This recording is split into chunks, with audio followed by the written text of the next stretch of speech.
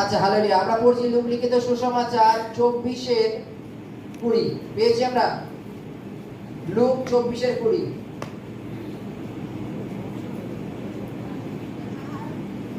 Hallelujah, hallelujah. আর কি রূপে প্রধান যাজকেরা ও আমাদের অধ্যাপকেরা প্রাণদণ্ডাজ্ঞার জন্য তাকে সমর্পণ করিলেন ও ক্রুশে দিলেন, কিন্তু আমরা আশা করিয়াছিলাম যে তিনি সেই ব্যক্তি যিনি ইসরায়েলকে মুক্ত করিবেন। Hallelujah, hallelujah. একটা জিনিস দেখো, আমরা প্রত্যেকটা মানুষ ভেসে যাই কোথায় জানো? আমরা কথা ঠিকভাবে বলতে পারি না, তার জন্য কথা গুছিয়ে বলতে পারি না, তার জন্য জানো। আজকে পরিবারে প্রত্যেকটা পরিবারের দিয়েই ধরি, প্রত্যেকটা পরিবারে অশান্তি একটা কারণে, যে কেউ কথা গুছিয়ে বলতে পারে না তার জন্য, তাই তো নাকি? বাইবেলে লেখা আছে, দুজন যখন পথচারী রাস্তা দিয়ে হাঁটতে ছিল, তারা কথোপকথন করছিল, এবং যীশু খ্রিস্ট যখন তার কাছে আসলো, তাদের সাথে হাঁটছে, তখন তিনি বলছেন, যীশু খ্রিস্টকে বলছেন, আমরা ভেবেছিলাম তিনি ইসরায়েলের, তাদের আমরা ভেবেছিলাম তিনি ইসরায়েলের মুক্তি করবেন, ইসরায়েলের উদ্ধার করবেন, ইসরায়েলকে রক্ষা করবেন। হালেলুয়া। চারিদিকে বন্যা আছে, দেখেছো? বলছে সকলে ত্রাণ শিবিরে চলে যাও, ত্রাণ শিবিরে চলে যাও, ত্রাণ শিবিরে চলে যাও। জানো তোরা কি, যেখানে এখানে জল উঠে গেছে, এই ত্রাণ শিবিরের জন্য কি আলাদা বিল্ডিং করতে হবে? না, বিল্ডিং করতে হবে। বড় বড় স্কুল কলেজগুলো কিছুদিনের জন্য খালি করে দেওয়া হয়, সেখানে ওঠানো হয় আশ্রয়ের জন্য, তাই তো নাকি? নাকি আলাদা বিল্ডিং করতে হবে? বড় বড় যে সমস্ত দোতলা তিনতলা বিল্ডিং, তাতে তুলে দেওয়া হয়। বাইবেলের কাছে আমরা ভেবেছিলাম ইনি ইসরায়েলের উদ্ধার করবেন। আচ্ছা, এই যেমন উদাহরণ, আমরা এখানে যতজন উপস্থিত আছি, প্রভু আমাদের সকলকে উদ্ধার করবেন। এই উদ্ধারটা কি? তিনি এখানে স্বয়ং আসবেন আর এক এক করে ধরবেন, ধরে উপরে নিয়ে চলে যাবেন, হয়ে গেল উদ্ধার। আমরা এরকম উদ্ধারের চেষ্টা মানে আশায় আছি। আমরা যতজন এখানে আছি তেমন উদ্ধারের আশায় আছি। তাহলে এই উদ্ধার, এরা যে দুজন পথচারী, এরা বলছে আমরা ভেবেছিলাম যে ইনি ইসরায়েলের উদ্ধার করবেন। কোন ব্যক্তি যদি পাপে ডুবে থাকে, তাকে পাপ থেকে ফেরাতে গেলে কি করা উচিত? তাকে বাক্য দেওয়া উচিত, তাকে জ্ঞান বুদ্ধির বাক্য দেওয়া উচিত, তাই তো নাকি? হালেলুয়া, তাই তো নাকি? যদি কোনো পরিবারের, সেই পরিবারের কর্তা যদি সারাবি হয়, সারাবি কথা যে নেশাগ্রস্ত, এক কথা মাতাল বলি আমরা যাকে, সেই মাতাল লোকটাকে শুধরাতে গেলে তোমার মারলে হবে না, তোমাকে তাকে ঘাড় ধরে গ্রামের থেকে বের করে দিলে হবে না, তাকে শুধরাতে হবে। শুধরাতে গেলে কি করতে হবে? তাকে বোঝাতে হবে। আচ্ছা, আপনি যে মদটা কিনছেন তার দাম কত? 200 টাকা। কাজ করেন কয় টাকা? 400 টাকা। 400 টাকার কাজের মধ্যে যদি 200 টাকা থাকে, আর কত থাকে আপনার? 200 টাকা। এই 200 টাকায় চাল ডাল কয় টাকার কেনেন? চাল ডাল কয় টাকার কেনেন? আর সন্তানদের খাবারের জন্য কি কেনেন? ছেলে মেয়ে স্কুল পড়ার খরচার জন্য কি রাখেন? আরে আমি নেশা করার পরে যা থাকবে তাতেই হবে, জানি আমি, আমার খাওয়ার দাওয়ার মতো আমি খেয়ে নিই। তাকে বোঝানো হোক যে আপনি যে 400 টাকা আয় করেন, সেই 400 টাকার মধ্যে যদি 200 টাকা আয় করেন, আপনি জানেন এই 200 টাকার সংসার চলে না, তাহলে কেন আপনি নেশা করেন?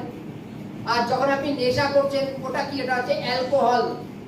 হালেলুয়া। ওটা কি? ওটা হচ্ছে এক ধরনের অ্যালকোহল, যেটা কিনা তোমার অ্যাসিড ধরনের, যেটা কিনা তোমার শরীরের মধ্যে গেলে তোমার লিভারকে নষ্ট করে দিতে পারে। তুমি জানো, কয়দিন পরে যখন তুমি অসুস্থ হবে, তোমার পরিবার তোমাকে হসপিটালে নিয়ে ফেলে রেখে দেবে, ট্রিটমেন্ট করার ক্ষমতা হবে না, কারণ তুমি 400 টাকার মধ্যে 200 টাকার মদ খাচ্ছ, 200 টাকা থাকছে। সরকারি হসপিটালে ফেলে রেখে দেবে, সেখানে কোনো তোমার ট্রিটমেন্ট হবে না। তখন তুমি বলবে আমাকে বাঁচাও, আমাকে বাঁচাও, আমাকে বাঁচাও। তুমি যে রোজ নেশা করে বাড়ি আসো, তোমার স্ত্রীকে পাশের বাড়ির লোকরা কি বলছিল জানো? ওই দেখো মাতালের বউ যাচ্ছে, আমি দাঁড়িয়ে দাঁড়িয়ে শুনছিলাম। তোমার সন্তানরা যখন স্কুলে যায়, বাকি স্টুডেন্টরা বলে দেখ মাতালের ছেলে মেয়ে যাচ্ছে। তোমার কি এটা ভালো লাগছে? তোমার কি এটা ভালো লাগে? তোমার সন্তানকে যদি কেউ অপমান করে, তোমার স্ত্রীকে যদি কেউ অপমান করে, তোমার মা বাবাকে যদি কেউ অপমান করে, এটা কি তোমার ভালো লাগে? তাহলে কেন করবে? আরে দাদা ছাড়তে পারছি না। তুমি ছাড়তে চাও কিনা সেটা বলো। ছাড়তে তো চাই, ছাড়তে পারছি না। ঠিক আছে, আজকে 200 টাকা কিনেছো, কালকে 150 টাকার কিনবা, পরশু দিনকে 100 টাকার কিনবা, তারপরের দিনকে 50 টাকার কিনবা, তারপরের দিন থেকে তুমি আমার সাথে ঘুরে বেড়াবা, বাক্য প্রচার করে বেড়াবা। দেখো তুমি পরিবর্তন হবে। হালেলুয়া। তার মধ্যে কিসের প্রয়োজন ছিল? বাক্যের প্রয়োজন ছিল। তার মধ্যে কিসের প্রয়োজন ছিল? জ্ঞানের প্রয়োজন ছিল। তাকে যারা বোঝাতো, বাইবেলে লেখা আছে না, অন্ধ অন্ধকে পথ দেখাতে পারে না। তাকে যারা বোঝাতো তারা কি মনে করতো, চলো যতদিন বেঁচে আছি এই নেশা ব্যায়াম করে আমাদের জীবনটা কেটে যাক, যতদিন বেঁচে আছি এইভাবেই, এইটাই স্বর্গ, এইটাই নরক, এইটাই মত্ত, এইটাই পাতাল, এইটাই সব, কেউ কারোর জন্য না। এইভাবে তার বন্ধুরা তাকে বোঝাতো, কিন্তু সুজ্ঞান সুভাবনায় বোঝায়নি। কারণ একজন অন্ধ আরেকজন অন্ধকে পথ দেখায়নি। কিন্তু যখন আমরা অন্ধ নই, যখন আমাদের মধ্যে ঈশ্বরীয় জ্ঞান আছে, ঈশ্বরীয় বাক্য আছে, তাহলে তাকে আমাদের কি করা উচিত? বাক্য দিয়ে বোঝানো উচিত। কারণ বাইবেলে লেখা আছে, তোমার শরীর ঈশ্বরের মন্দির, তোমার শরীর ঈশ্বরের মন্দির, আর যে কেউ এই মন্দির নষ্ট করে, ঈশ্বর তাকে কিন্তু নষ্ট করে। তুমি যে তোমার এই এত সুন্দর শরীরটাকে তুমি অ্যালকোহল দিয়ে নেশা করে তুমি তোমার শরীরটাকে নষ্ট করে দিচ্ছ, ঈশ্বর তোমাকে নরকে দিয়ে দেবে। হালেলুয়া। বাইবেল বলছে ইসরায়েল উদ্ধার, বলছে আমরা ভেবেছিলাম ইনি ইসরায়েলের উদ্ধার করবেন। ইসরায়েলের উদ্ধার কিভাবে করবে? হালেলুয়া। আমরা ভেবেছিলাম যে ঈশ্বর স্বয়ং এসে, ঈশ্বর মিশর থেকে ইসরায়েলের উদ্ধার করে নিয়ে আসবে। ঈশ্বর স্বয়ং এসেছিল না, মোশির মাধ্যমে করেছিল। মোশির মাধ্যমে মিশর থেকে বের করে নিয়ে এসেছিল।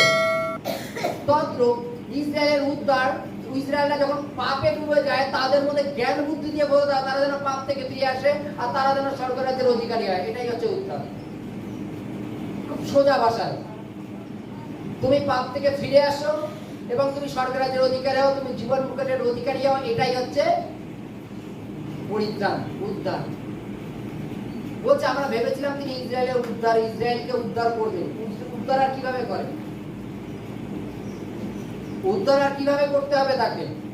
যে সমস্ত ইসরায়েল সন্তানরা পাপে ডুবেছিল তাদের মধ্যে সুসমাচার ভরে দেয়া কি, যদি কেউ তোমার এক গালে চর মারে, তুমি আরেক গাল তার দিকে পাঠিয়ে দাও।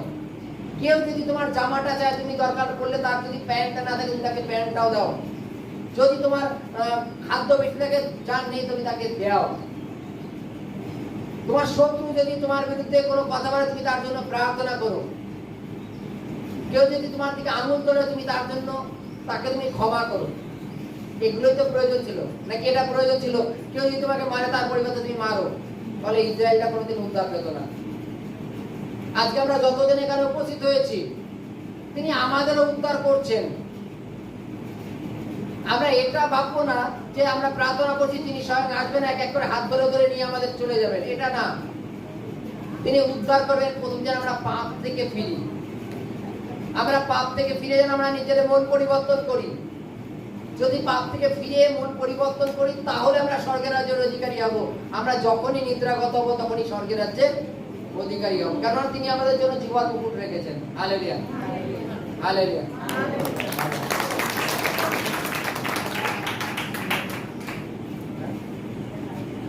চুয়ান্ন, 454। चलो प्रार्थना रुके था शिकार दिलो मात्र सिलो आरो दिलो मात्र सिलो आता